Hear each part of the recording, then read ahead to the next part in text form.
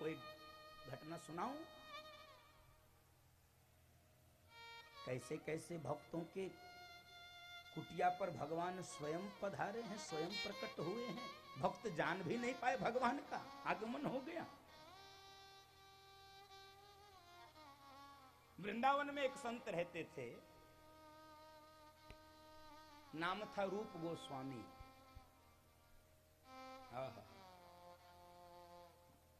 क्या ठाकुर की सेवा करते थे, अद्भुत भक्त थे गोविंद के। एक ही नियम था, 24 घंटे भजन करते थे, 24 घंटे में एक बार भोजन करते थे, वो भी केवल घर में आटा होता था, आटे की रोटी बाटी खाते थे। कोई सामग्री नहीं होती थी उनके कुटिया में, उनके आश्रम में, केवल आटा भिक्षा में लाते थे। वर्षों से ये नियम चल रहा था। एक दिन अपने पूजा के आसन पर बैठे थे, अपने पूजा के आसन पर बैठकर मानसी पूजा में ध्यान में प्रवेश कर गए।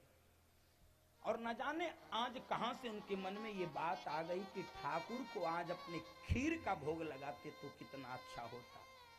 लेकिन घर में आटा के सिवाय तो कोई वस्तु, कोई सामग्री होती नहीं, कोई खाद्य पदार्थ होता नहीं है। घर में तो केवल भोजन के नाम पे आटा होता है।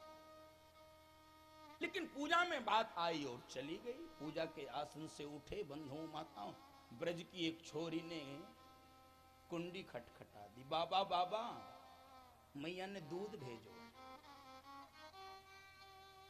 दूध? हाँ।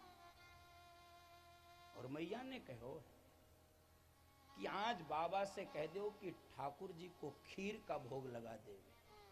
और मेरी मैया ने शक्कर भी भेजो।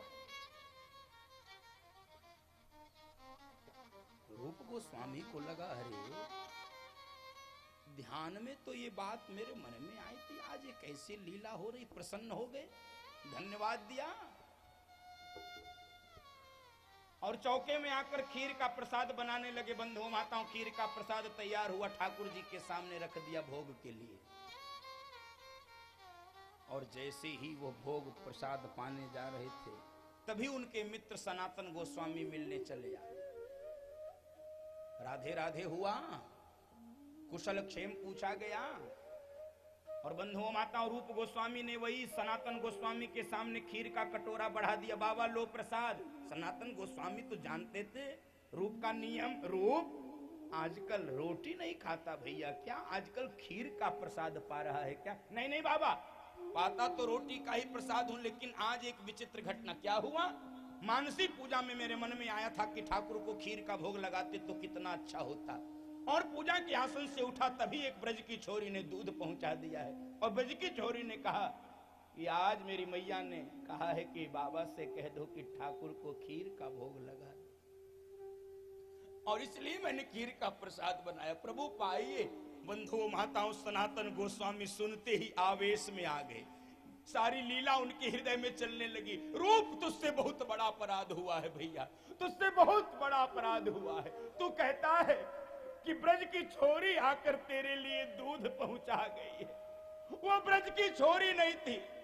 आज तेरे मन की इच्छा को पूरी करने के लिए स्वयं राधा रानी को तेरे लिए दूध लेकर आना पड़ा था। राधा रानी तेरे कुटिया पर दूध लेकर आई है, वो ब्रज की छोरी नहीं।